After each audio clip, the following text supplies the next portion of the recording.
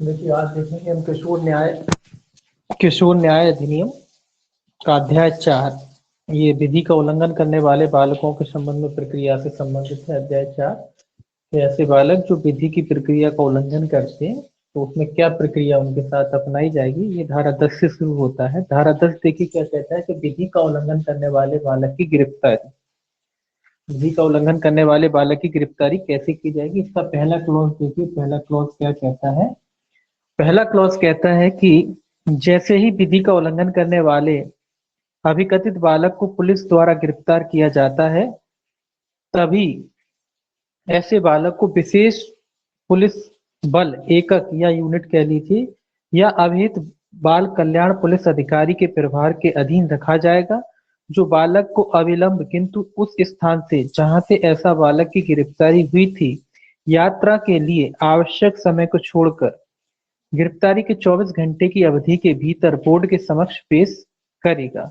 तो ये क्या कह रहा है कि जैसे किसी बालक को किसी पुलिस अधिकारी द्वारा, किसके द्वारा, किसी पुलिस अधिकारी द्वारा गिरफ्तार किया जाता है, तो क्वेश्चन यही बनता है कि उसको कहाँ, किसके पास भेजेगा। तभी ऐसे बालक को विशेष पुलिस बल, ये याद रखना आपको, विशेष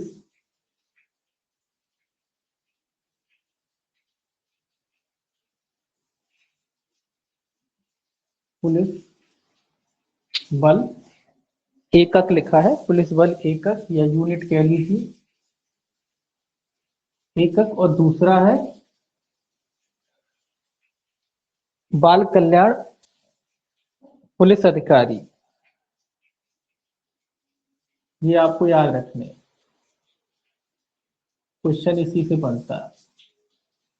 पुलिस अधिकारी, तो जैसे ही किसी पुलिस अधिकारी द्वारा, किसके द्वारा गिरफ्तारी की जाती है, किसी भी पुलिस द्वारा गिरफ्तारी की जाती है ऐसे बालक की, तो वो पुलिस अधिकारी किसके समक्ष भेजेगा बालक को? विशेष पुलिस बल एकक के द्वारा जो बनाए गए हैं, या बाल कल्याण पुलिस अधिकारी जो होते हैं उनके समक्ष इनको पेश करेगा। और ये लोग क्या करेंगे? 24 घंटे के भीतर, ये दोनों क्या करेंगे? 24 घंटे के भीतर, मतलब यात्रा का जो समय होता है उसको छोड़ दिया था, तो 24 घंटे के भीतर ये क्या करेंगे? उसको कहां पर पेश करेंगे? उस अवधि के भीतर बोर्ड के समक्ष। ये भी याद रखना है, कहां पेश करेंगे? बोर्ड के समक्ष। ये 3 चीजें आपको इसमें याद रखना है, ठीक है। तो सबसे पहले अगर कोई विधि का उल्लंघन करने वाला बालक है, किसी भी पुलिस अधिकारी द्वारा उन्हें पकड़ा जाता है, तो विशेष पुलिस अधिकारी, विशेष पुलिस बल जो है उसके समक्ष बालक को सौंपेंगे, या फिर बाल कल्याण पुलिस अधिकारी जो होता है उसके समक्ष सौंपेंगे, और ये लोग 24 घंटे के भीतर उस बालक को कहाँ भेजेंगे? बोर्ड के समक्ष प्रस्तुत करेंगे।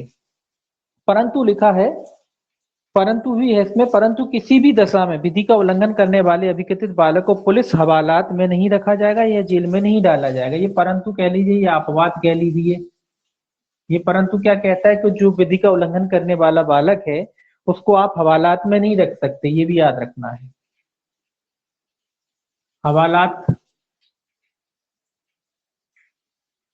हवालात में नहीं रखेंगे, और कहाँ नहीं रखेंगे? जेल में नहीं डाला जाएगा। और दूसरा उसको यहाँ लिख दीजिए, जेल। तो जो विधि का उल्लंघन करने वाला बालक है उसे हवालात या जेल में नहीं रखा जाएगा। ये भी आपको याद रखना है, ठीक है। तो इसमें 3 ही चीजें निकलती हैं। पहला तो कि जब किसी भी पुलिस अधिकारी द्वारा गिरफ्तार किया जाता है वो किसको सौंपता है, तो विशेष पुलिस बल के द्वारा सौंपा जाएगा, या बाल कल्याण पुलिस अधिकारी जो होता है उसके समक्ष सौंपा जाएगा। ये दोनों 24 घंटे के भीतर, 24 घंटे के भीतर कहाँ भेजेंगे? बोर्ड के समक्ष भेजेंगे। और परंतु उस बालक को हवालात या जेल में नहीं रखा जाएगा, किसी भी स्थिति में उसे नहीं रखा जाएगा। तो ये आपको इसके इंपॉर्टेंट जो फैक्ट है यही है इसमें। इसके बाद दूसरा देखिए इसका क्या कहता है। दूसरा कहता है राज्य सरकार नियम बनाने की बात कह रहा है, खास नहीं है ये, इसमें कोई खास पॉइंट नहीं है, लेकिन देखिए राज्य सरकार क्या कर सकता है।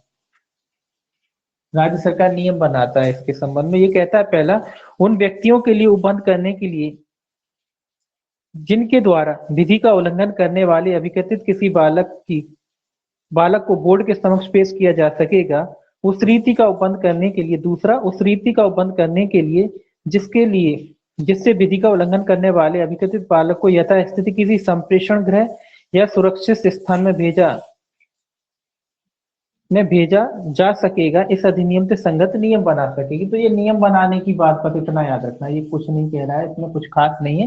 ये कह रहा है किन के बारे में नियम बनाएगा राज्य सरकार, इन लोगों के बारे में जो बालक को कहाँ भेजते हैं, किसी सुरक्षित स्थान में या संप्रेषण गृह में भेजते हैं, उसके बारे में, इन लोगों के बारे में नियम बनाएगा कि कैसे ये भेजेंगे, क्या प्रक्रिया होगी, और उन संप्रेषण गृह वगैरह जो है उनके बारे में भी राज्य सरकार चाहे तो नियम बना सकती है कि बालकों को जो है कैसे रखा जाएगा, क्या प्रक्रिया होगी। तो उसके संबंध में तो ये कोई खास नहीं है, केवल आपका ये पहला जो क्लॉज है इसका वही इंपॉर्टेंट है। ये केवल इतना याद रखें कि राज्य सरकार नियम बनाती है, इनके संबंध में जो भी नियम बनाएगा वो कौन बनाएगा, राज्य सरकार बनाएगा। तो आपको केवल ये पहला क्लॉज याद रखना, दूसरी में बस इतना याद रखना है कि राज्य सरकार इनसे संबंधित, जो ऊपर आपने पढ़ा है बस इतना याद रखें, जो ऊपर पहला क्लॉज पढ़ा है उनसे संबंधित जो भी नियम है वो राज्य सरकार बना सकती। अब अपन ने ये पढ़ा कि जो बालक है उसको जेल में नहीं रखा जाएगा, हवालात में नहीं रखा जाएगा, तो कहाँ रखा जाएगा, संप्रेषण गृह या सुरक्षित स्थान में रखा जाता है। ठीक है, लिखा ना। तो बालकों को कहाँ रखा जाता है, संप्रेषण गृह होता है या कोई सुरक्षित स्थान होता है, वहां पर उनको रखा जा सकता है। ठीक है, इसके बाद देखिए इसका जो है सेक्शन 11 है। सेक्शन 11 कहता है ऐसे व्यक्ति की भूमिका जिसके प्रभार में विधि का उल्लंघन करने वाला बालक रखा गया है। ये भी इंपॉर्टेंट है, इस पर से एक क्वेश्चन बन जाता है। ये कह रहा है कौन सा, किसकी भूमिका, जिसके अधीन बालक रखा जाता है, ऐसे व्यक्ति की भूमिका। तो भूमिका अकेले लगते हैं, भूमिका किसकी भूमिका है, जिसके प्रभार में, जिसके प्रभार में क्या रखा है, विधि का उल्लंघन करने वाला बालक रखा गया है। तो सीधा बालक लिख देता हूं मैं ना, क्योंकि विधि का उल्लंघन ही पढ़ रहे हैं, तो बालक को रखा गया है, क्योंकि विधि का उल्लंघन ही वाला पढ़ा, तो यहाँ लिखा नहीं है। तो इसका मतलब ये है कि विधि का उल्लंघन किस व्यक्ति की भूमिका की बात कर रहा है, रोल की बात कर रहा है। भैया क्या रोल होगा उस व्यक्ति का, क्या भूमिका होगी उस व्यक्ति की जिसके समक्ष वो बालक रखा जाता है। कौन सा बालक, जो विधि का उल्लंघन करता है, ऐसा बालक उस व्यक्ति के समक्ष रखता है, तो उस व्यक्ति की क्या भूमिका होगी, ये धारा 11 में बताया गया है। ये भी इंपॉर्टेंट है, इसमें एक फैक्ट बनता है। ये कहता है ऐसे व्यक्ति का जिसके प्रभाव में विधि का उल्लंघन करने वाले बालक को रखा जाता है, जब आदेश प्रवर्तन में हो, उक्त बालक की जिम्मेदारी इस प्रकार होगी, मानो उक्त व्यक्ति बालक का माता पिता है और बालक के भरण पोषण के लिए उत्तरदायी होगा। तो इतना ही इंपॉर्टेंट है इसमें। ये कह रहा है कि जब आदेश प्रवर्तन में रहता है और किसी अन्य के समक्ष बालक को रख दिया जाता है कि भैया आप संभालिए, आप इसकी देख रेख करेंगे, तो जो व्यक्ति उसकी देख रेख करता है उसकी जिम्मेदारी कैसी होती है, बालक के माता पिता जैसी। ये याद रखना है, माता, जैसे एक माता पिता अपने बच्चे का पोषण करते हैं, देखरेख करते हैं, वैसे ही उस व्यक्ति की भी क्या होगी, भूमिका होगी, और बालक के भरण पोषण के लिए उत्तरदायी होगा। उसके बालक को, मानो उस व्यक्ति का बालक का माता पिता है और बालक के भरण पोषण के लिए उत्तरदायी है ना। तो उसकी जिम्मेदारी कैसी होगी, जैसे कि माता पिता की जिम्मेदारी होती है अपने बच्चों के प्रति। जिस व्यक्ति के समक्ष भी वो बालक को रखा जाता है जो विधि का उल्लंघन करता है, प्रक्रिया चल रही है, कार्रवाई चल रही है उसके दौरान, तो उस व्यक्ति की भूमिका कैसी होगी, जैसे कि माता पिता की भूमिका होती है जो अपने बच्चों का भरण पोषण करते हैं, उसी प्रकार से उस व्यक्ति की भी जिम्मेदारी होगी। ठीक है, ये आपको याद रखना है कि उस व्यक्ति की भूमिका कैसी होगी, ये याद रखना। उस व्यक्ति की भूमिका होगी उसके माता पिता जैसी, जैसे कि माता पिता भरण पोषण करते हैं आपका, वैसे ही उसकी भी भूमिका होगी। तो ये याद रखना है इसमें। ठीक है, परंतु भी है इसमें, लेकिन परंतु ये कब, परंतु कहता है ये चीजें कब होंगी, परंतु कहता है कि ये चीजें कब होंगी, परंतु कहता है तब के सिवाय जब बोर्ड की यह राय है कि माता पिता या कोई अन्य व्यक्ति ऐसे बालक का प्रभार लेने के लिए उपयुक्त है, इस बात के होते हुए भी कि उक्त बालक का माता पिता या किसी अन्य व्यक्ति द्वारा दावा किया गया है, बालक बोर्ड द्वारा कथित अवधि के लिए ऐसे व्यक्ति के प्रभार में बना रहता है। तो ये कह रहा है कि भैया जिस स्थिति, तब जब बोर्ड के निर्णय के द्वारा वो व्यक्ति के पास बालक बना रहता है, जब माता पिता या अन्य कोई व्यक्ति बालक का प्रभार लेने के लिए उपयुक्त है, इस बात के होती है, मतलब माता पिता भी ले सकते हैं, भले ही उनकी जिम्मेदारी है वो लेने को तैयार भी, लेकिन फिर भी बोर्ड को लगता है कि इस व्यक्ति की भूमिका है, ये व्यक्ति को रखना चाहिए, माता पिता के पास सुरक्षित नहीं है बालक। तो कुल मिला के सीधा सीधा ये है कि जो बोर्ड है उसके निर्णय के अनुसार अगर व्यक्ति जो भूमिका, जिस व्यक्ति को बालक सौंपा गया है उसके उसकी संरक्षकता में मान लीजिए कि वो बालक है, तो वो बालक कैसे पालन करेगा? जैसे कि उसके माता पिता करते हैं वैसे ही माना जाएगा, उसी तरीके से वो क्या करेगा, उसका पालन पोषण करेगा। बस बोर्ड के निर्णय अनुसार, ये इतना है। बोर्ड के निर्णय, बोर्ड ने सौंपा हो, बोर्ड ने कहा हो उसको रखने के लिए, तब, है ना। बगैर ऐसा नहीं कि कुछ ने बोर्ड ने कुछ नहीं कहा, अपने आप नहीं रखे हुए हैं, ऐसा नहीं। बोर्ड आदेश करेगा, बोर्ड के आदेश के अधीन अगर वो बच्चे को रखे हुए हैं अपने पास, तो उसकी भूमिका ऐसे ही होगी जैसे कि एक माता पिता की भूमिका होती है। ठीक है। लाइट,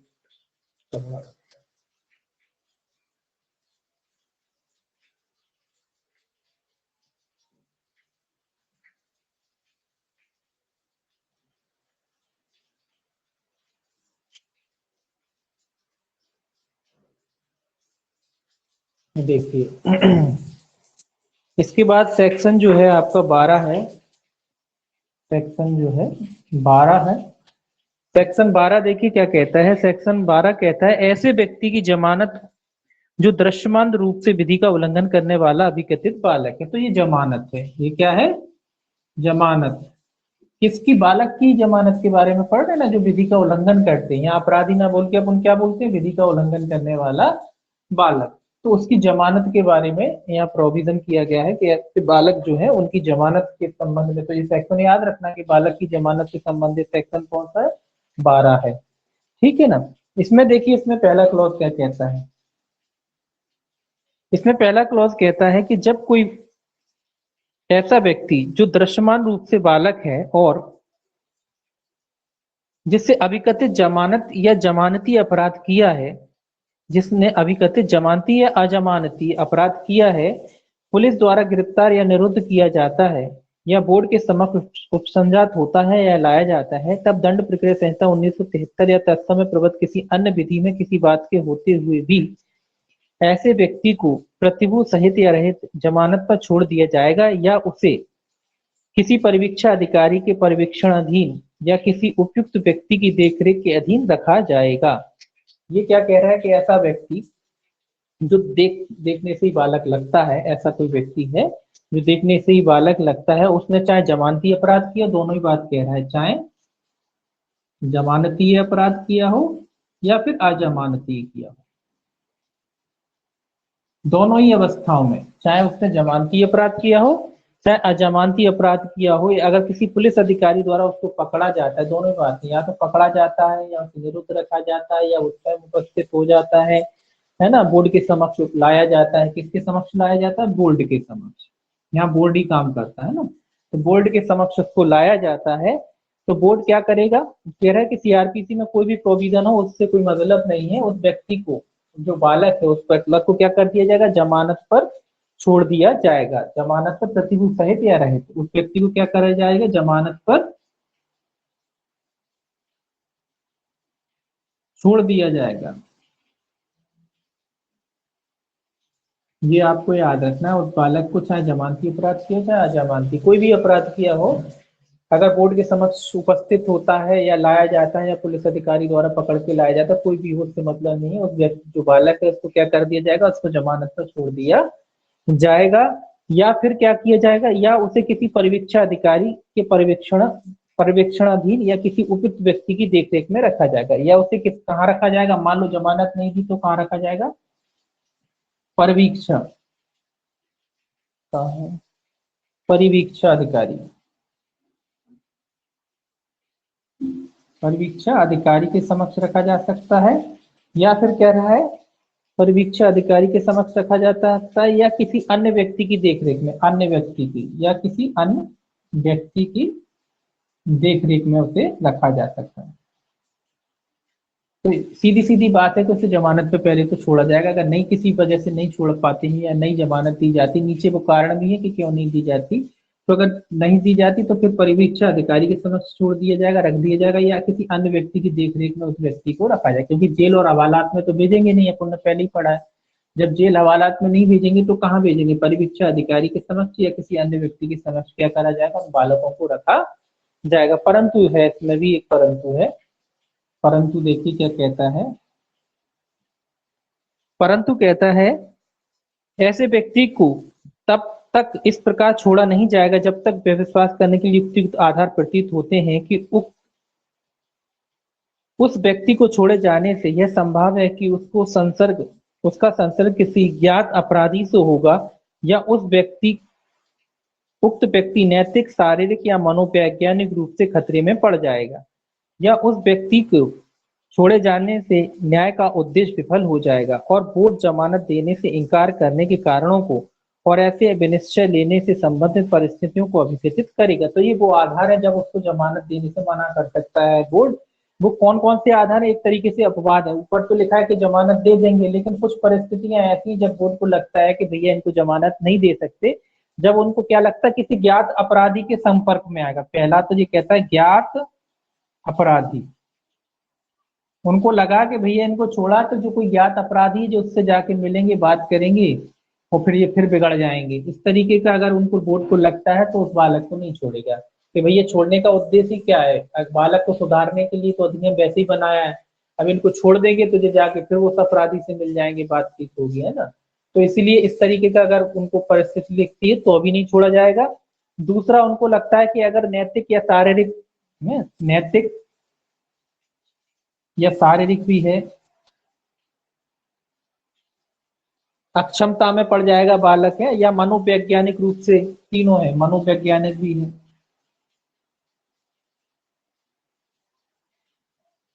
मनोवैज्ञानिक रूप से बालक को हानि होगी कुल मिला के, ज्ञात अपराधी के कुल मिला के अपराधियों के संपर्क में आएगा, उसके शारीरिक या नैतिक या मनोवैज्ञानिक जो है रूप से उसको खतरा पड़ जाएगा, या उस व्यक्ति को छोड़ने से क्या होगा, न्याय जो उसका इसका उद्देश्य है, न्याय का उद्देश्य है, न्याय का उद्देश्य है, तो न्याय का उद्देश्य क्या है भैया? इसको सुधारना, विफल हो जाएगा। तो ये तीनों कारण हो सकते हैं, इन तीनों कारण से बोर्ड क्या कर सकता है? इनकार कर सकता है उसको जमानत देने से। तो ये तीनों कारण ये भी इंपॉर्टेंट है। कौन कौन से कारण है? कि भैया अपराधियों के संपर्क में आएगा, दूसरा कि शारीरिक या नैतिक या मनोवैज्ञानिक उस पर क्या होगा, दुष्प्रभाव पड़ेगा, इस तरीके का कोई अपराध है, या फिर लगता है कि इसको छोड़ा गया तो न्याय का उद्देश्य ही विफल हो जाएगा। उद्देश्य क्यों विफल होगा? कि भैया अपराध फिर से करने लगेगा, सुधारने की कोशिश कर रहे हो, फिर से बिगड़ जाएगा। इस तरीके का अगर अपराध बनता है तो बोर्ड क्या कर सकता है? ऐसे बालक को जमानत देने से इनकार कर सकता है। हालांकि वो कारण लिखेगा, कारण तो लिखने पड़ते हैं, तो वो कारण लिखेगा। तो ये 3 पॉइंट ये हैं, ये भी आपके इंपॉर्टेंस बनते हैं इसमें, है ना। इसके बाद देखिए आप इसका दूसरा क्लॉज यही लिख देते हैं। दूसरा क्लॉज इधर देखिए, दूसरा क्लॉज क्या कहता है? दूसरा क्लॉज कहता है जब गिरफ्तार किए जाने पर ऐसे व्यक्ति को पुलिस थाने के भारसाधक अधिकारी द्वारा उपधारा 1 के अधीन जमानत पर नहीं छोड़ा जाता है, तब ऐसा अधिकारी उस व्यक्ति को ऐसी रीति से जो विहित की जाए संप्रेषण गृह में केवल तब तक के लिए रखवाएगा जब तक ऐसा व्यक्ति तो बोर्ड के संपर्क में ना लाया जा सके। तो ये कह रहा है कि भैया जब थाने से उसकी जमानत नहीं होती, पुलिस अधिकारी ने पकड़ा और थाने में उसकी जमानत नहीं हुई है,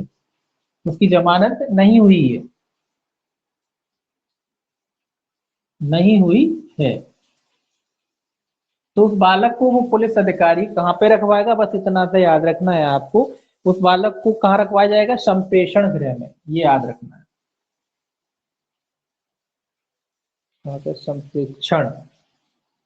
संप्रेक्षण गृह में रखवाया जाएगा। वो कब तक रखवाया जाएगा? जब तक बोर्ड आदेश नहीं कर देता, बोर्ड के आदेश होने तक। यथा संप्रेषण गृह या किसी सुरक्षित स्थान, दोनों है, या सुरक्षित स्थान, दोनों जगह में से किसी भी जगह, या तो कोई संप्रेक्षण गृह हो सकता है या कोई सुरक्षित स्थान हो सकता है, उसमें भेजने का आदेश पारित करेगा या कह दीजिए उसमें रखवाएगा जब तक कि व्यक्ति को बोर्ड के समक्ष ना लाया जाए। कब तक रखा जाएगा? जब तक कि व्यक्ति को बोर्ड के समक्ष, ये याद रखना है, बोर्ड के समक्ष ना लाया जाए, तब तक इसको कहाँ रखा जाएगा? संप्रेषण गृह में रखा जाएगा या सुरक्षित स्थान में रखा जाएगा। अब आप बोर्ड के समक्ष लाया जाए तक उसे कहाँ रखा जाएगा? संप्रेषण गृह या सुरक्षित स्थान में रखा जाएगा। अब आप कहोगे बोर्ड के समक्ष लाने के बाद, तो बोर्ड के समक्ष जब लाया जाएगा तो बोर्ड फैसला करेगा कि भैया आगे क्या करना है ना, तो फिर तो बोर्ड की प्रक्रिया चालू हो जाएगी। तो जब तक थाने से अगर जमानत आदि नहीं होती उसकी, तो उस बालक को संप्रेषण गृह या कोई सुरक्षित स्थान में रखा जाएगा। और कब तक रखा जाएगा? जब तक उसको बोर्ड के समक्ष पेश नहीं कर दिया जाता। उसके बाद बोर्ड डिसाइड करेगा कि भैया कहाँ करना है, जमानत देना है कि नहीं देना है, कि संप्रेषण गृह में रखना है, कहाँ रखना है, वो बोर्ड डिसाइड करेगा, है ना। तो ये कब तक रखा जाएगा? जब तक बोर्ड के समक्ष उसे पेश नहीं किया जाता है। इसके बाद देखिए इसका तीसरा क्लॉज,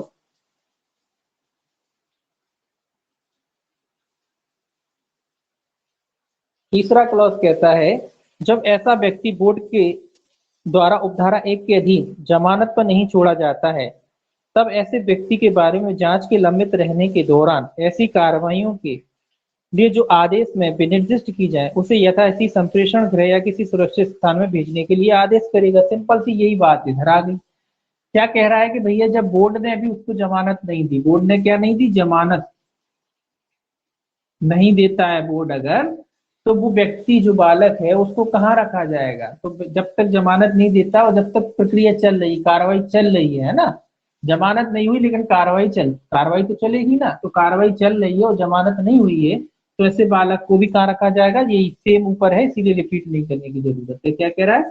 संप्रेषण गृह या सुरक्षित स्थान में बोर्ड फिर आदेश पारित करेगा कि ऐसे बालक को जब तक कार्रवाई पूरी नहीं हो जाती, कहाँ पे रखा जाएगा? संप्रेषण गृह में या किसी सुरक्षित स्थान में रखा जाएगा। अब बोर्ड ने आदेश पारित किया कि जब तक कार्रवाई पूरी नहीं हो जाती, तो बालक को कहाँ रखा जाएगा? संप्रेषण गृह या सुरक्षित स्थान में रखा जाएगा। ये कौन आदेश पारित करेगा? ये बोर्ड आदेश पारित करेगा।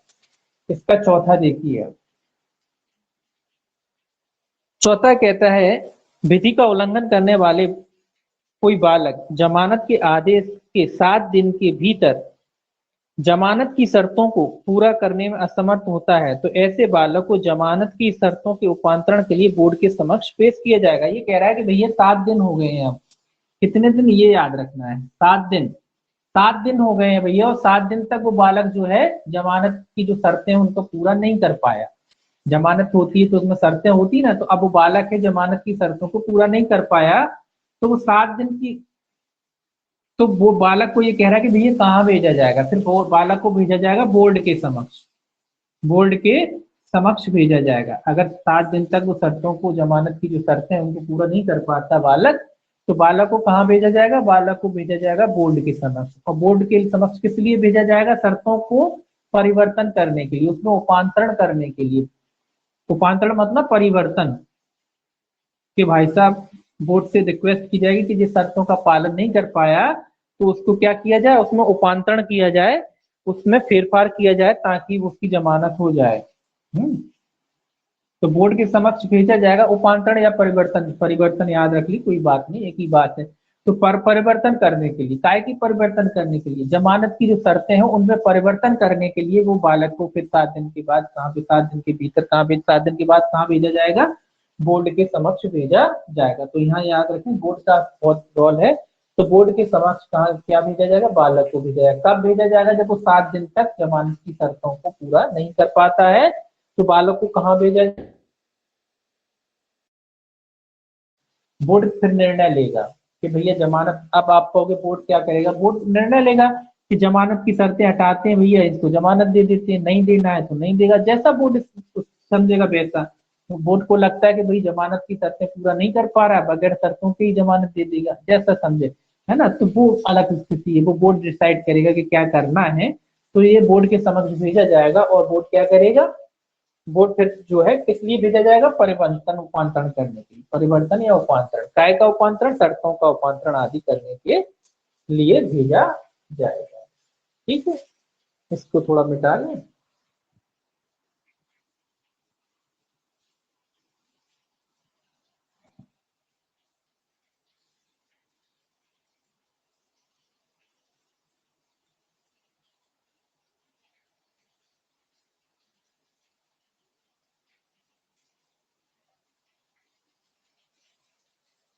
अब देखिए धारा 13, सेक्शन जो है 13, ये भी इंपॉर्टेंट है, ये सेक्शन याद रखना है। माता पिता, संरक्षक अथवा परिवीक्षा अधिकारी को इत्तला, ये सूचना है। इत्तला मतलब सूचना, याद रखें। फिर सूचना है, किन किन को सूचना है? देखिए, पहला है माता पिता को सूचना है। दूसरा किन किन को सूचना है? संरक्षक, माता पिता के बाद संरक्षक ही आते हैं ना, संरक्षक है। और तीसरा, ये तीनों याद रखने नाम इसीलिए, परिवीक्षा अधिकारी।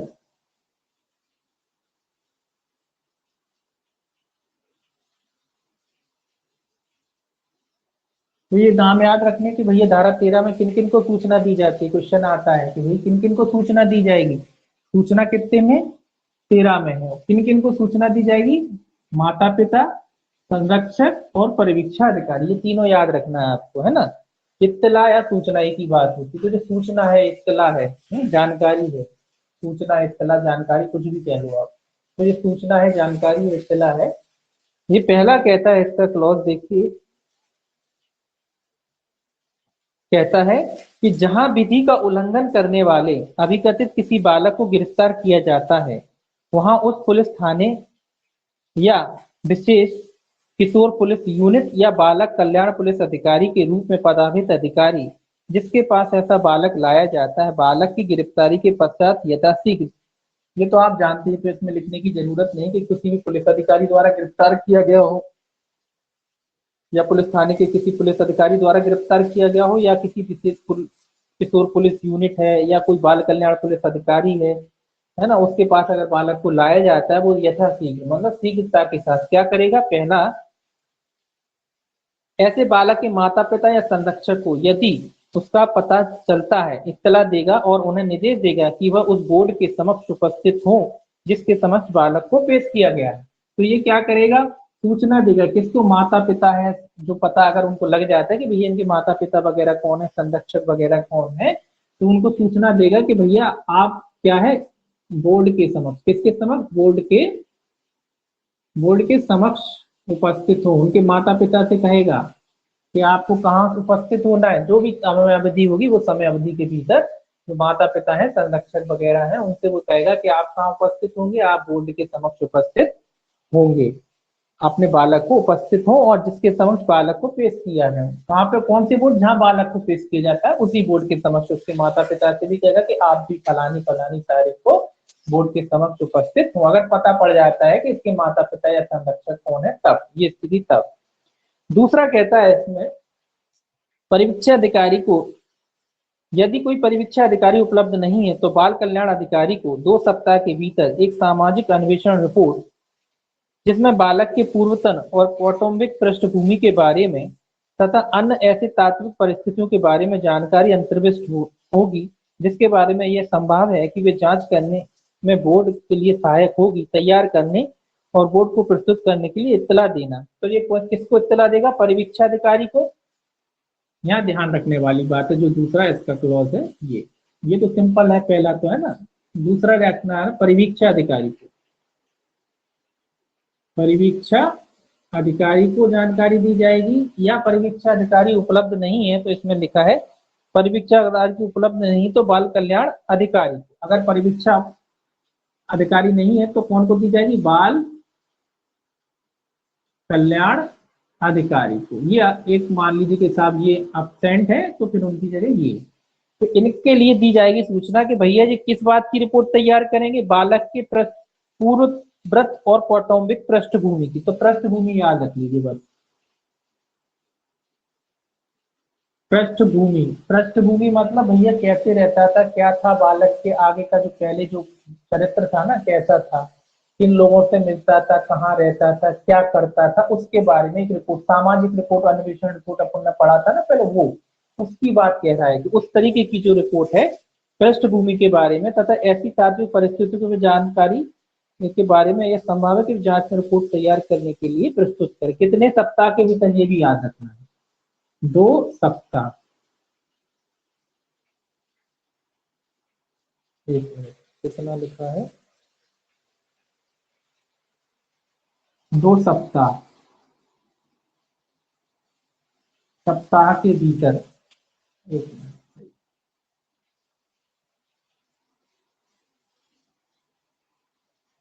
2 सप्ताह के भीतर, ये याद रखना है कि ये परिवीक्षा जो है पृष्ठभूमि वाली जो रिपोर्ट है, भैया ये कैसा बालक था, किन के साथ रहता था, इसका परिवार कैसा था, इसके मित्र कैसे थे, इस तरीके की रिपोर्ट बनाने के लिए परिवीक्षा अधिकारी को सूचना दी जाएगी, या फिर इससे जुड़े हुए अन्य जो सबूत है, एविडेंस है, उनसे उनके बारे में रिपोर्ट बनाने के लिए किया जाएगा। रिपोर्ट किस लिए बनाई जाएगी? ताकि बोर्ड जब अपना निर्णय ले, बोर्ड जब निर्णय लेता है तो उसके सहायक होगी। वो रिपोर्ट देखेगा, उसके आधार पर वो बोर्ड क्या करेगा, अपना डिसीजन लेगा, अपना निर्णय ले सकता है। तो बोर्ड के निर्णय के अनुसार बोर्ड को निर्णय लेने में क्या हो, आसानी हो, बोर्ड को निर्णय लेने के लिए आसानी हो, इसीलिए तो परिवीक्षा अधिकारी है या फिर परिवीक्षा अधिकारी उपलब्ध नहीं है तो बाल कल्याण अधिकारी है, उसको भी सूचना दी जाएगी। इसीलिए इसको सूचना दी जाएगी, ये जो है इसको सूचना इसीलिए दी जाती है काय को, इसलिए कि ये 2 सप्ताह के भीतर क्या करेगा, एक पृष्ठभूमि वाली रिपोर्ट है ना, बालक की पृष्ठभूमि, किसकी पृष्ठभूमि, बालक की पृष्ठभूमि वाली जो है रिपोर्ट तैयार करके सौंपेगा। कहाँ सौंपेगा? बोर्ड को सौंपेगा, ताकि बोर्ड जो आगे डिसीजन लेना है, कैसे लेना है, वो अपनी भूमिका निर्धारित कर सके।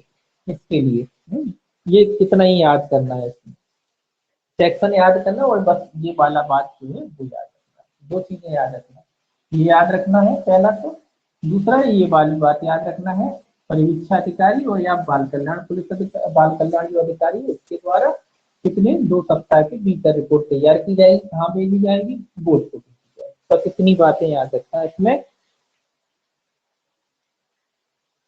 दूसरा कहता है जहाँ बालक को जमानत पर छोड़ दिया जाता है, वहां बोर्ड द्वारा परिवीक्षा अधिकारी या बाल कल्याण अधिकारी को इत्तला दी जाएगी। हाँ, ये भी याद रखना आपको, ये दूसरा पॉइंट ये कहता है कि भैया जब बालक को किस पे छोड़ दिया जाएगा, बोर्ड ने छोड़ दिया है, जमानत दे दी, जमानत दे दी है बोर्ड ने, तो ये कह रहा है कि जो बोर्ड है वो किसको सूचना करेगा, मतलब किस किस को बताएगा, परिवीक्षा अधिकारी या बाल कल्याण अधिकारी, जो ऊपर लिखा है इन दोनों को, है ना। बोर्ड ने अगर जमानत पर अगर बालक को छोड़ दिया है तो किसको सूचना देगा, परिवीक्षा अधिकारी या बाल कल्याण अधिकारी है, उसको सूचना दी जाएगी। तो ये याद रखना है कि जब बोर्ड द्वारा जमानत स्वीकार कर ली जाती है बालक की, तो इनको क्या कही जाएगी, इनको सूचना दी जाएगी, इनको सूचना दी जाएगी कि भैया जमानत हो गई, बस आगे जो भी करना है। तो इनको किसको सूचना दी जाएगी, परिवीक्षा अधिकारी या बाल कल्याण अधिकारी, जैसी भी स्थिति हो इनको सूचना दी जाएगी। कब दी जाएगी, जब जमानत स्वीकार हो जाती। तो ये भी याद रखना आपको, ना इसमें है बेसिक की बात है, तो इनको सूचना दी जाएगी। इसके बाद देखिए सेक्शन जो है इसका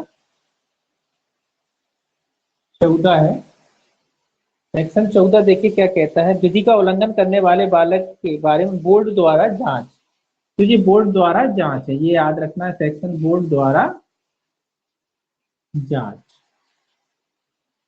सेक्शन 14 में क्या है, बोर्ड द्वारा जांच। किसके बारे में जांच है, विधि का उल्लंघन करने वाले बालक के बारे में जांच के बारे में कहता है। इसका पहला क्लॉज देखिए क्या कहता है, इसका पहला क्लॉज कहता है जहां विधि का उल्लंघन करने वाला अभिकथित बालक बोर्ड के समक्ष पेश किया जाता है, वहां बोर्ड इस अधिनियम के उपबंधों के अनुसार जांच करेगा और ऐसे बालक के संबंध में ऐसा आदेश पारित कर सकेगा जो वह इस अधिनियम की धारा 17 या 18 के अधीन ठीक समझे। तो ये कह रहा सीधा सीधा कह रहा है कि जो कोई विधि का उल्लंघन करने वाला बालक अगर होता है तो बोर्ड द्वारा क्या किया जाएगा, बोर्ड द्वारा उसकी जांच की जाएगी। और बोर्ड धारा इस अधिनियम की जो धारा 17 है, ये याद रखना, धारा 17 एवं 18, 18 के अधीन क्या कर सकता है, कोई भी आदेश, जैसा वो आदेश समझे, आगे पढ़ेंगे आदेश की कौन कौन से आदेश पारित कर सकता है, जैसा भी वो आदेश ठीक उपयुक्त समझे आदेश पारित कर सकता है। कौन सी धाराओं के तहत, धारा 17 और 18 के तहत, जैसा भी वो जांच करने के पश्चात उपयुक्त समझता है उनमें से कोई भी आदेश वो पारित कर सकता है। धारा 17 और 18 कौन सी धारा, इस अधिनियम की धारा जो आगे पढ़ेंगे उनके अधीन वो जो भी आदेश उपयुक्त समझे वैसा आदेश पारित कर सकता है। दूसरा देखिए इसका, दूसरा कहता है इस धारा के अधीन कोई जांच बोर्ड के समक्ष बालक को पहली बार पेश किए जाने की तारीख से 4 माह की अवधि के भीतर, जब तक बोर्ड द्वारा मामले की परिस्थितियों को ध्यान में रखते हुए और ऐसे विस्तारण के लिए लिखित में कारणबद्ध लिखबद्ध करने के पश्चात 2 और माह की अधिकतम अवधि के लिए उक्त अवधि विस्तारित नहीं की गई हो पूरी की जाएगी। तो ये कह रहा है कि भैया बोर्ड जांच जो है अपनी कब पूरी करेगा। तो पहला तो याद रखें, ये कह रहा है कि भैया जो पहली अवधि है 4 माह की अवधि के भीतर, 4 माह कितनी, 4 माह की, ये याद रखना, अवधि के भीतर बोर्ड अपनी जांच कितनी अवधि में पूरा करेगा, 4 माह। सिंपल पहले याद रखना है, बोर्ड जो है अपनी जांच 4 माह की अवधि के भीतर पूरी करेगा, 4 माह की अवधि के भीतर पूरी करेगा, जब तक कि बोर्ड द्वारा मामले की परिस्थितियों को ध्यान में रखते हुए, है ना, परिस्थितियों को ध्यान में रखते हुए उसका विस्तार ना कर दिया। और विस्तार कितना हो सकता है, 2 माह की, और इसमें 2 माह प्लस विस्तार हो सकता है इसमें, अगर परिस्थितियां ऐसी हैं कि भैया 2-4 माह में कंप्लीट नहीं हो पा रहा है उसकी जो जांच वगैरह है, तो वो 2 माह की अवधि और बढ़ा सकता है। कितनी अवधि बढ़ा सकता है, 2 माह की। तो विस्तारित अवधि जब तक नहीं बढ़ाएगी, तो सामान्यतः तो पहले याद रखना कि 4 माह के भीतर क्या करेगा, बोर्ड अपनी जो है जांच आदि को पूरा करेगा।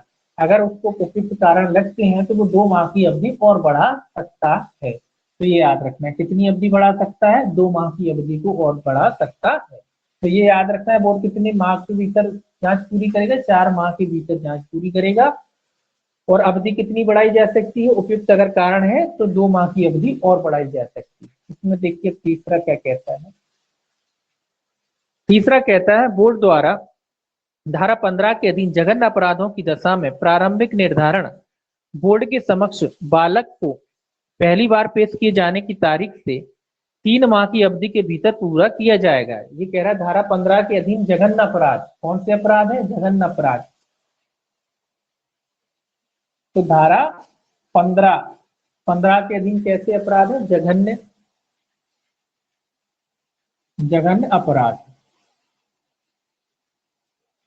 अगर जघन्य अपराध है तो अपराधों की दशा में प्रारंभिक निर्धारण बोर्ड के समक्ष बालक को पहली बार पेश किए जाने की तारीख से 3 माह की अवधि के भीतर पूरा किया जाएगा। तो ये कह रहा है प्रारंभिक निर्धारण, निर्धारण ये मामला बन रहा है कि नहीं बन रहा है, जो प्रारंभिक निर्धारण है ये कह रहा है उसके बारे में, अगर जघन्य अपराध है उसके मामले में बोर्ड जो है अपना निराकरण करेगा, मतलब जांच पूरी करेगा, तारीख से पेश बालक किया गया था, तो कितने माह के अवधि के भीतर पूरा करेगा, ये भी याद रखना, 3 माह के भीतर, माह के भीतर। कौन से अपराधों में, ये याद रखना, जघन्य अपराधों में। ऐसे अपराध जो जघन्य अपराधों की श्रेणी में आते हैं, धारा 15 के अधीन जघन्य अपराध है। इस मामले में ये समझ लीजिए कि बोर्ड जो अपना प्रारंभिक निर्धारण है करेगा कितनी अवधि के भीतर, 3 माह की अवधि के भीतर बोर्ड जो है अपना प्रारंभिक निर्धारण करेगा। ये आपको याद रखना है, बोर्ड प्रारंभिक निर्धारण करेगा, कितने माह के भीतर करेगा, 3 माह की अवधि के भीतर इसका निर्धारण करेगा। कौन करेगा, बोर्ड करेगा, है ना।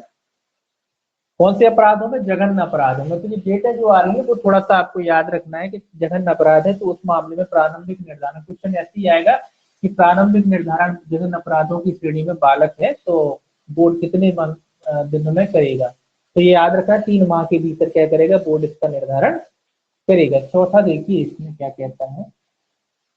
चौथा कहता है, यदि बोर्ड द्वारा छोटे अपराधों के लिए उपधारा 2 के अधीन जांच विस्तारित अवधि के पश्चात भी अनिर्णायक रहती है तो कार्रवाइयां समाप्त हो जाएंगी। ये याद रखें कि छोटे अपराधों के बाद, कौन से अपराध, छोटे, अगर छोटे अपराध थे उसके बाद बोर्ड ने जो अवधि थी वो अवधि बढ़ा दी, उसके बाद भी कोई निष्कर्ष नहीं निकला, ये कह रहा है जांच विस्तारित अवधि के पश्चात भी अनिर्णायक रहती, मतलब कोई निष्कर्ष नहीं निकला, जांच का कोई निर्णय नहीं निकला, तो ये कह रहा है तो क्या किया जाएगा, ऐसे में कार्रवाइयों को समाप्त कर दिया जाएगा। क्या कह रहा है, कार्रवाइयों को समाप्त कर दिया जाएगा।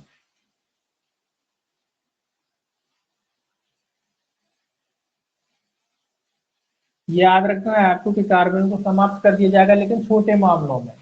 कौन से मामले, जो छोटे मामले हैं, अगर अवधि विस्तारित करने के बाद भी, ये याद रखना है कि अवधि विस्तारित करने के बाद भी कोई निष्कर्ष नहीं निकलता है, कोई कारण नहीं निकलता है, तो जो छोटे अपराध में है उसमें क्या किया जाएगा, कार्रवाइयों को समाप्त कर दिया जाएगा। ये याद रखना है, कार्रवाइयों को क्या किया जाएगा, जब अवधि बढ़ा दी गई, जैसे मान लीजिए 4 माह है उसके बाद 2 माह और बढ़ा दिए, फिर भी कोई निष्कर्ष नहीं निकला, तो कार्रवाइयों को क्या करा जाएगा, कार्रवाइयों को फिर समाप्त कर दिया जाएगा। लेकिन कैसे मामलों में, छोटे मामलों में, छोटे अपराध के मामलों में कार्रवाई को क्या कर दिया जाएगा, समाप्त कर दिया जाएगा। परंतु लिखा है इसमें, परंतु घोर या जघन्य अपराधों के लिए बोर्ड जांच पूरी करने के लिए समय और बढ़ाने की अपेक्षा करता है तो यथास्थिति मुख्य न्यायिक मजिस्ट्रेट या मुख्य महानगर मजिस्ट्रेट लिखित में लिखबद्ध किए जाने वाले कारणों से उसे प्रदान करेगा।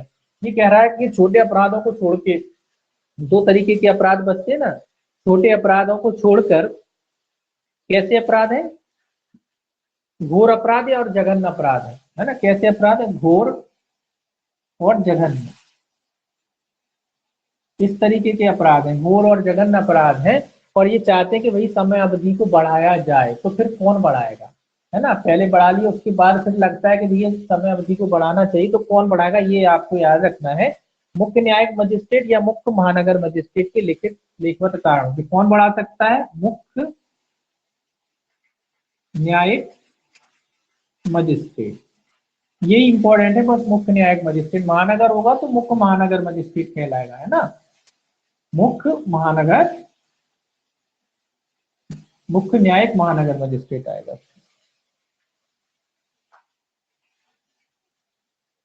मुख्य न्यायिक महानगर मजिस्ट्रेट, ठीक है। तो इस तरीके से ये लोग बढ़ा सकते हैं। तो ये याद रखना है कि भैया जब घोर अपराध है या जघन्य किस्म का कोई अपराध है और इनको लगता है कि नहीं अवधि और बढ़ाई जानी चाहिए बोर्ड को, तो फिर कौन बढ़ा सकता है, फिर बढ़ा सकते ये दो लोग। मुख्य न्यायिक मजिस्ट्रेट याद रखो आप, तो बस सिंपल है ना, मुख्य न्यायिक मजिस्ट्रेट बढ़ा सकता है। वही मुख्य न्यायिक मजिस्ट्रेट महानगर में हो तो क्या कहलाता है, मुख्य न्यायिक महानगर मजिस्ट्रेट कहलाता है ना। तो कोई दिक्कत ही नहीं, तो बस इतना याद रखो कि सीजीएम साहब बढ़ाते हैं, है ना, तो वो बढ़ाते हैं तो आपको दिक्कत नहीं होगा। अगर महानगर में चाहेंगे तो वो मुख्य न्यायिक महानगर मजिस्ट्रेट कहलाते हैं ना, तो ये बढ़ाते हैं। ये याद रखना, जब घोर अपराध है या जघन्य अपराध है, वो छोटे अपराधों में तो कार्रवाई समाप्त ही हो जाती है ना, अवधि बढ़ाने की जरूरत नहीं, कार्रवाई क्या हो जाती है, समाप्त हो जाती है। अब देखिए पांचवा, देखिए इसका दिख रहा है, पांचवा क्या कहता है, पांचवा कहता है बोर्ड रिजु और त्वरित जांच सुनिश्चित करने के लिए निम्नलिखित उपाय करेगा। ये कह रहा है बोर्ड उपाय करेगा कि भैया जांच तुरंत हो जाए, कार्रवाई तुरंत हो, इसके लिए बोर्ड कुछ उपाय भी कर सकता है। कौन कौन से उपाय हैं, पहला लिखा है जांच प्रारंभ करते समय बोर्ड अपना यह समाधान करेगा कि विधि का उल्लंघन करने वाले बालक से पुलिस द्वारा या किसी अन्य व्यक्ति द्वारा जिसके अंतर्गत वकील या परिवीक्षा अधिकारी भी है कोई दुर्व्यवहार ना किया गया हो और वह ऐसे दुर्व्यवहार के मामले में सुधारात्मक उपाय करेगा। तो ये तो सिंपल सी बातें हैं, ये लिखने की जरूरत नहीं, बस याद रख लीजिए कि बालक के साथ कोई दुर्व्यवहार यानी गलत व्यवहार, है ना, कोई गलत व्यवहार ना किया गया हो,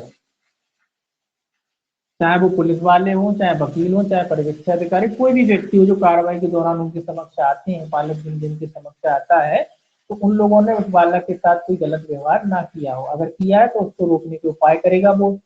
दूसरा क्या कर सकता है, इस अधिनियम के अधीन सभी मामलों में कार्रवाइयां यथासंभव साधारण रीति से की जाएंगी और ये सुनिश्चित करने के लिए सावधानी बरती जाएगी कि ऐसे बालक को जिसके विरुद्ध कार्रवाई आरंभ की गई है कार्रवाई के दौरान में बाल अनुकूल वातावरण उपलब्ध कराया जाए। तो ये कह रहा है कार्रवाई भी कोई विशिष्ट कार्रवाई नहीं, कोई बिल्कुल साधारण रीति से कार्रवाई की जाएगी और कैसा माहौल उपलब्ध कराया जाएगा, बालक के अनुकूल, कैसा माहौल, बालक के अनुकूल माहौल जो है उसमें कार्रवाइयां की जाएंगी। ऐसा माहौल रहेगा कि जो बालक के अनुकूल हो, है ना, बालक के हित में हो, ऐसा वातावरण तैयार किया जाएगा। अगला कहता है बोर्ड के समक्ष लाए गए बालक को जांच के में सुनवाई का भाग लेने का अवसर प्रदान किया जाना। तो भैया जो बालक है उसको भी जांच में, कार्रवाई में, है वो, भैया कि वो बालक चाहता है कि उसको भी तो पता पड़े कि क्या कार्रवाई हुई, तो उसका भी इंतजाम किया जाएगा कि बालक भी कार्रवाई में भाग ले सके, जांच में भाग ले सके, ताकि उसको समझ में आ सके कि उसके खिलाफ क्या कार्रवाई हो रही है। अगला छोटे अपराधों वाले मामलों का निपटारा बोर्ड द्वारा दंड प्रक्रिया संहिता 1973 के अधीन विहित प्रक्रिया के अनुसार बोर्ड द्वारा संक्षिप्त कार्रवाइयों के माध्यम से। तो छोटे अपराध हैं, ये याद रखना, कैसे अपराध, छोटे अपराध, ये याद रखना है आपको, ये वाला पॉइंट। छोटे अपराध के मामले में जो कार्रवाइयां हैं कैसे निपटाई जाएगी, संक्षिप्त कार्रवाई यानी संक्षिप्त विचारण में जो प्रक्रिया अपनाई जाती है उस तरीके से। संक्षिप्त, ठीक है, संक्षिप्त विचारण वाली जो प्रक्रिया है, यानी संक्षिप्त रूप से कार्रवाइयां को क्या करा जाएगा, निपटाया जाएगा, है ना। अन्य मामलों में समन वाली है। जघन्य अपराधों की दशा में कह रहा है नीचे, हाँ, अगला कह रहा है बोर्ड द्वारा घोर अपराधों की जांच का निपटारा दंड प्रक्रिया संहिता में समन मामलों के विचारण की प्रक्रिया का अनुसरण करते हुए निपटाया जाएगा। देखिए छोटे मामलों में तो संक्षिप्त विचारण की प्रक्रिया, और अगर कोई अपराध कैसा है, घोर अपराध है, तो उसमें क्या था, और बाकी सब में समन ही है फिर, है ना। दो ही प्रक्रिया है इसमें, एक संक्षिप्त और एक समन है, बस। उसके अलावा तीसरी प्रक्रिया कोई नहीं है, बस इतना याद रखें। तो जो छोटे मामले हैं उसके लिए संक्षिप्त विचार, बाकी जो दोनों मामले हैं, है ना, बाकी जो दोनों मामले उनके लिए कौन सी प्रक्रिया अपनाई जाएगी, समन प्रक्रिया का पालन किया जाएगा। ये आपको इसमें याद रखना, नीचे वही लिखा है। 16 वर्ष जघन्य अपराधों की जांच के मामले में कह रहा है कि अपराध किए जाने की तारीख को 16 वर्ष से कम आयु के बालक के संबंध में जघन्य अपराधों की जांच खंड ढ़ के अधीन बोर्ड द्वारा निपटाई जाएगी। खंड ढ़ क्या कह रहा था, समन मामलों की प्रक्रिया, है ना। तो बोर्ड के द्वारा जैसे समन मामलों में प्रक्रिया होती है उसी तरीके से निपटाया जाएगा, अगर बालक 16 वर्ष से कम आयु का है तो। अपराध किए जाने की तारीख को 16 वर्ष से अधिक आयु के बालक के समय जघन्य अपराधों की दशा में धारा 15 के अधीन 20 रीति 15 पीढ़ी पड़ेगी। तो अगर 16 वर्ष से अधिक का बालक है तो धारा 15 के अधीन उसके तहत कार्रवाई की जाएगी, जो इसके बाद जो सेक्शन पढ़ने वाले हैं उसके अनुसार क्या किया जाएगा, उसकी कार्रवाई निपटाई जाएंगी। देखिए बताएं।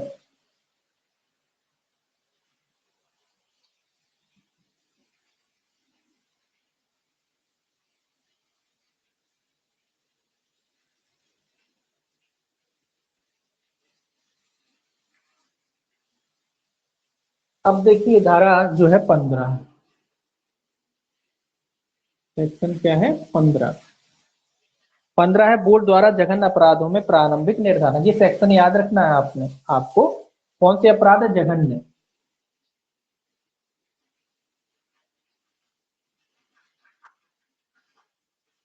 जघन्य अपराधों में क्या करेगा, बोर्ड करेगा, प्रारंभिक निर्धारण करेगा। क्या करना है, प्रारंभिक निर्धारण। प्रारंभिक निर्धारण कौन करता है, बोर्ड।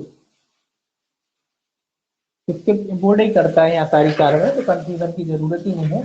तो कैसे अपराध है, जघन्य अपराध, उसके बारे में कैसा निर्धारण, उनका प्रारंभिक प्राथमिक निर्धारण करेगा, कौन करेगा, बोर्ड करेगा। कैसे करेगा, इसमें देखिए पहला क्लॉज इसका क्या कहता है। पहला क्लॉज कहता है किसी ऐसे बालक द्वारा किए गए जघन्य अपराध की दशा में जिसने 16 वर्ष की आयु पूरी कर ली। कैसे बालक, जिसने कितनी वर्ष की आयु पूरी कर ली, ये याद रखना, 16 वर्ष की आयु पूरी कर ली, है ना, पूरी। तो ये याद रखना है आपको, इसमें इंपॉर्टेंट है कि ऐसा बालक जिसने 16 वर्ष की आयु को पूरा कर लिया, उसके मामले में कैसे अपराध है, जघन्य अपराध है। और ऐसा बालक है जिसने कितने वर्ष की आयु पूरी कर ली, 16 वर्ष की, 18 वर्ष नहीं, कितनी वर्ष, 16 वर्ष की आयु पूरी कर ली, या जो 16 वर्ष से अधिक आयु का है, यानी मतलब 16 वर्ष की आयु पूरी कर ली या उससे अधिक, एक ही बात है। उससे मतलब आज या तो 16 वर्ष का कंप्लीट हो गया है या उससे ऊपर का बालक है, तो दोनों बालक आएंगे, है ना। 16 वर्ष से नीचे का नहीं, 16 वर्ष की आयु पूरी कर चुका हो या उससे ऊपर का हो, अधिक का हो गया हो, आयु पूरी कर ली। बोर्ड ऐसा अपराध करने के लिए उसकी मानसिक शारीरिक क्षमता, अपराध के परिणामों को समझने की योग्यता और उन परिस्थितियों को जिसमें उसने अपराध कार्य किया था के बारे में प्रारंभिक निर्धारण करेगा और धारा 18 की उपधारा 3 के उपबंधों के अनुसार आदेश पारित कर सकेगा। तो बोर्ड भैया क्या क्या जांच करेगा, उसके अपराध करने की क्षमता, उसकी मानसिक और शारीरिक क्षमता, उसकी कौन कौन सी मानसिक और शारीरिक, तो क्या लिखने की जरूरत नहीं है, मानसिक और शारीरिक, फिर इन चीजों को लिखने की जरूरत नहीं है। बोर्ड क्या करेगा, उसकी मानसिक और शारीरिक जो क्षमता है, मतलब देखेगा कि भैया जो बालक है जो अपराध करने के लिए सक्षम था या नहीं था, है ना, उसके जो अपराध वो कर रहा है उसके परिणामों को वो समझने के लिए सक्षम था या नहीं था। तो इस बारे में क्या करेगा, बोर्ड प्रारंभिक निर्धारण करेगा और निर्धारण करने के बाद धारा 18(3) के अधीन क्या करेगा, आदेश पारित करेगा। धारा कौन सी 18(3) के अनुसार जैसा भी वो आदेश पारित करना चाहे, आगे पढ़ेंगे तो उनसे आदेश पारित करेगा। तो बोर्ड क्या करेगा, सीधी सीधी बात है, वो जो देखेगा कि बच्चे की जो समझ थी इतनी परिपक्व थी कि नहीं थी, वो शारीरिक रूप से अपराध करने के लिए सक्षम था कि नहीं था, तो ये सारी चीजें क्या करेगा, बोर्ड देखेगा, जांच करेगा। उसके बाद बोर्ड क्या कर सकता है, धारा 18(3) के अधीन क्या कर सकता है, 18(3) के अधीन जैसा वो उचित समझे वैसा वो आदेश पारित कर सकता है। परंतु है इसमें भी, परंतु ऐसे निर्धारण के लिए बोर्ड अनुभवी वैज्ञानिकों, मनोसामाजिक कार्यकर्ताओं और अन्य विशेषज्ञों की सहायता ले सकता है। तो ये कह रहा है बोर्ड भैया अन्य लोगों की जिनकी सहायता लेना चाहे, जैसे कि मनोवैज्ञानिक होते हैं, अनुभवी कोई शिक्षक वगैरह जो भी होते हैं, उनकी वो मदद लेना चाहे तो उनकी मदद बोर्ड ले सकता है, इसमें और कोई खास नहीं है। स्पष्टीकरण कहता है इस धारा के प्रयोजनों के लिए यह स्पष्टीकृत किया जाता है कि प्रारंभिक निर्धारण विचारण नहीं है, लेकिन ऐसे बालक के अभिकथित अपराध को कारित करने की क्षमता तथा परिणामों को समझने का निर्धारण करना है। तो ये कह रहा है कि प्रारंभिक जो निर्धारण है उसको विचारण नहीं माना जाएगा। प्रारंभिक जो निर्धारण है वो क्या नहीं है, तो विचारण नहीं है, ये याद रखना, विचारण नहीं है। प्रारंभिक जो निर्धारण कर रहा है बोर्ड, वो विचारण की श्रेणी में नहीं आएगा। यानी वो क्या है, जांच, विचारण नहीं है तो क्या है, जांच है, उसको जांच ही माना जाएगा। जो प्रारंभिक निर्धारण है वो क्या है, वो जांच की कैटेगरी में आएगा, वो विचारण नहीं माना जाएगा। हाँ, वो इतना निर्धारण करने के लिए पर्याप्त है कि बालक ने अपराध किया है कि नहीं किया, बन रहा है कि नहीं बन रहा है। तो जो प्रारंभिक जांच बोर्ड के द्वारा की जा रही है, तो वो विचारण की श्रेणी में ना आके काय की श्रेणी में आएगी, केवल जांच मानी जाएगी, उसको विचारण नहीं माना जाएगा। तो ये भी याद रखना आपको, छोटी बात है। दूसरा देखिए इसका क्या कहता है क्लॉज, सब क्लॉज ये कहता है जहां प्रारंभिक निर्धारण करने पर बोर्ड का यह समाधान हो जाता है कि मामले का निपटारा बोर्ड द्वारा किया जाना चाहिए, तो बोर्ड यथासाक दंड प्रक्रिया संहिता 1973(2) के अधीन समान मामलों के विचारण से संबंधित प्रक्रिया का अनुसरण करेगा। ये सिंपल सी बात है कि आप बोर्ड को लगा जांच निर्धारण करिए, बोर्ड को लगा कि नहीं बोर्ड के द्वारा मामले का विचारण किया जाना चाहिए, तो बोर्ड कौन सी प्रक्रिया अपनाएगा, बस ये याद रखना है। बोर्ड कैसी प्रक्रिया अपनाएगा, समान मामलों में जो विचारण की प्रक्रिया होती है उसी तरीके से बोर्ड क्या करेगा, यहाँ भी उसी प्रक्रिया का पालन करेगा। कौन सी प्रक्रिया, समान मामलों के जो विचारण की प्रक्रिया होती है वो प्रक्रिया का पालन बोर्ड के द्वारा किया जाएगा। परंतु है इसमें, परंतु बोर्ड द्वारा मामले का निपटारा किया जाने वाला आदेश धारा 101 की धारा 2 के अधीन अपीलीय होगा। कि भैया बोर्ड के द्वारा निपटारा किया जाने वाला आदेश, जो बोर्ड ने आदेश पारित किया है आदेश, वो कैसा आदेश होगा, अपीलीय होगा। मतलब उसकी अपील हो सकती है। अपील किसके, धारा 101 की उपधारा 2। अपील कहाँ हो सकती है, 101 की उपधारा 2। धारा 101 की उपधारा 2 के अधीन क्या की जा सकती है, इस आदेश की अपील की जा सकती है।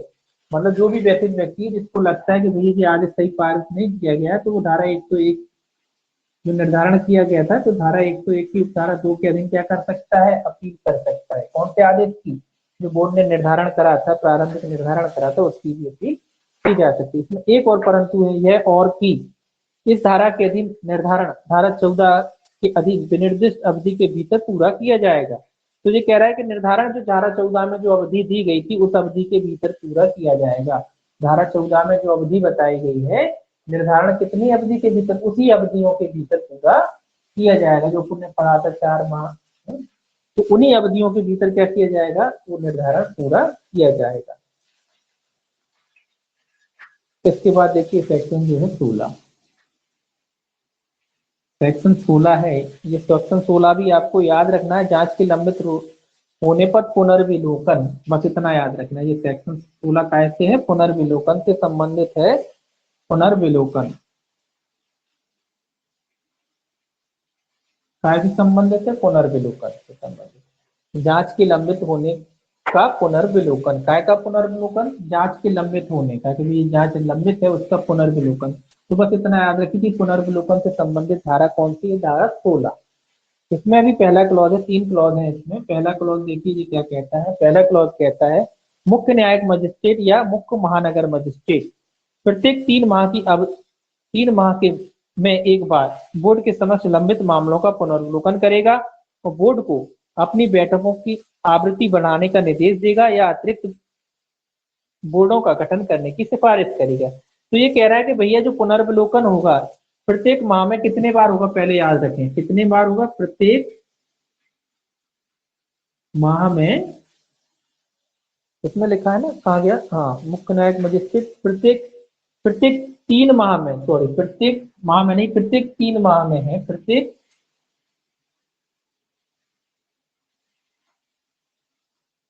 3 माह में, मतलब ये पुनर्वलोकन किया जाएगा, हर 3-3 महीने में पुनर्वलोकन होगा, ये याद रखें कि 3-3 महीने में क्या होगा, पुनर्वलोकन होगा। और कौन करेगा, मुख्य न्यायिक मजिस्ट्रेट या मुख्य महानगर मजिस्ट्रेट, किस किसके द्वारा, किस कौन आदेश करेगा, कौन करेगा, मुख्य न्यायिक मजिस्ट्रेट या मुख्य न्यायिक मजिस्ट्रेट या मुख्य महानगर मजिस्ट्रेट, मुख्य न्यायिक मजिस्ट्रेट या मुख्य महानगर मजिस्ट्रेट, महानगर मजिस्ट्रेट, इनके द्वारा किया जाएगा। तो ये याद रखना है कि भैया, पहले तो याद रखना है कि भाई कितने दिनों में किया जाएगा, हर 3 महीने में किया जाएगा पुनर्वलोकन। कौन कौन करेगा, ये लोग करेंगे, ये लोग करेंगे भैया, देखेंगे कि बोर्ड भैया ढंग से काम कर रहा है कि नहीं कर रहा है, और भैया वो कहेगा कि फास्ट करो और अच्छे से करो और तेजी से करो, या फिर अतिरिक्त समिति वगैरह जो भी जिसकी भी जरूरत हो उनका उनको गाइडलाइन करेगा। तो वो खैर चीजें नहीं पूछी जाना, केवल इतना पूछा जाना है आपसे कि भैया कौन करेगा, मुख्य न्यायिक मजिस्ट्रेट या मुख्य महानगर मजिस्ट्रेट, कितने दिनों में किया जाएगा, हर 3 महीने में किया जाएगा, उसका पुनर्वलोकन किया जाएगा, मतलब उसको देखा जाएगा कि कार्रवाई बोर्ड जो है ठीक से कर रहा है या नहीं कर रहा है। दूसरा कहता है इसका क्लॉज, बोर्ड के समक्ष लंबित मामलों की संख्या, दूसरा जो इसका कहता है क्लॉज, बोर्ड के समक्ष लंबित मामलों की संख्या, ऐसे लंबित रहने की अवधि, लंबित रहने की प्रकृति, उसके कारणों का एक उच्च स्तरीय समिति द्वारा प्रत्येक 6 माह में पुनर्वलोकन किया जाएगा।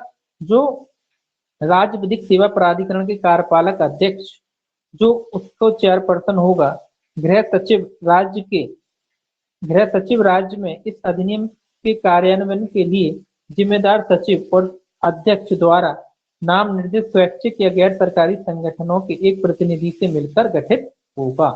तो ये कह रहा है बोर्ड के समक्ष लंबित जो मामले हैं उनकी संख्या वगैरह है, संख्या, ऐसे लंबित रहने की अवधि, लंबित रहने की प्रकृति और उसके कारणों या उच्च स्तरीय समिति द्वारा, तो एक उच्च स्तरीय समिति द्वारा भी इनकी जांच की जाएगी, पुनर्वलोकन उच्च स्तरीय। कहा गया, दूसरा था उच्च स्तरीय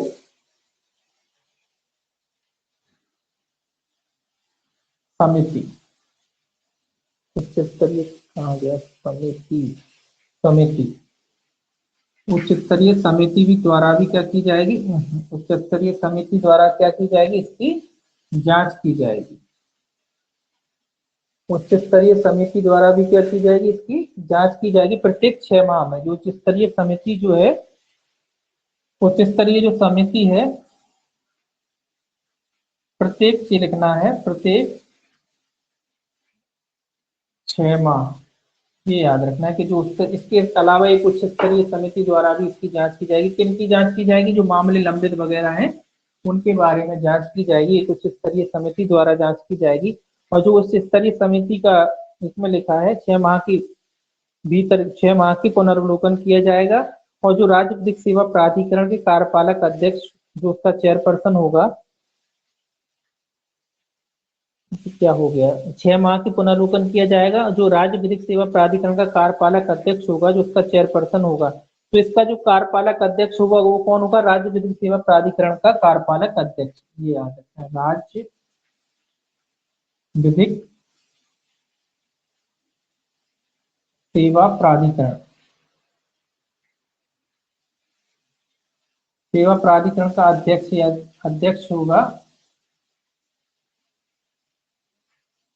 वो इसका क्या होगा, चेयरपर्सन होगा, उसका जो समिति होगा उसका चेयरपर्सन होगा। राज्य विधिक सेवा प्राधिकरण का जो अध्यक्ष होगा, एक समिति होगी उसका अध्यक्ष जो होगा, चेयर, कौन का अध्यक्ष, राज्य विधिक सेवा प्राधिकरण का जो अध्यक्ष होगा वो उसका कौन होगा, चेयरपर्सन,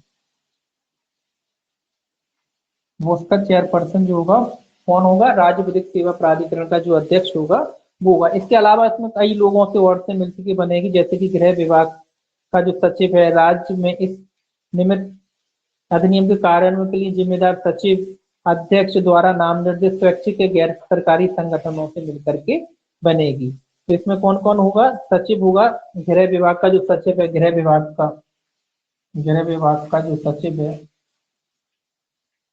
ये भी होगा। जो खैर ये चीजें नहीं आने वाली, बस इतना याद रखें कि जो उसका चेयरपर्सन होगा वो कौन होगा? राज्य विधिक सेवा प्राधिकरण का जो अध्यक्ष होता है वो कौन होगा? जो समिति होगी, जो 6 माह में उच्च स्तरीय जो समिति होगी उसका चेयरपर्सन कौन होगा? राज्य विधिक सेवा प्राधिकरण का जो अध्यक्ष है वो उसका चेयरपर्सन होगा।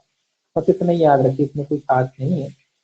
ये बस इतना याद रखिए, उच्च स्तरीय जो समिति हर 6 महीने में जांच करेगी, और जो लोग जो है मुख्य न्यायिक मजिस्ट्रेट है वगैरह ये 3 महीने में क्या करेंगे? उसका पुनर्वलोकन करेंगे। तीसरा देखिए क्या कहता है, बोर्ड द्वारा तिमाही आधार पर ऐसे लंबित रहने की सूचना मुख्य न्यायिक मजिस्ट्रेट या मुख्य महानगर मजिस्ट्रेट और जिला मजिस्ट्रेट को भी ऐसे प्रारूप में जो राज्य सरकार विहित करे देगा। तो ये कह रहा है बोर्ड देगा, हर 3 महीने में ये बोर्ड अपने आप में ही क्या करेगा? सूचना देगा। किसको देगा? बोर्ड इन्हीं दोनों को देगा, इन दोनों को दे सकता है। इसके अलावा किसको दे सकता है? ये कह रहा है इसके अलावा, कहा गया, कौन सा सेक्शन है? 16, जिला मजिस्ट्रेट को भी। इसके अलावा कौन को देगा? जिला मजिस्ट्रेट।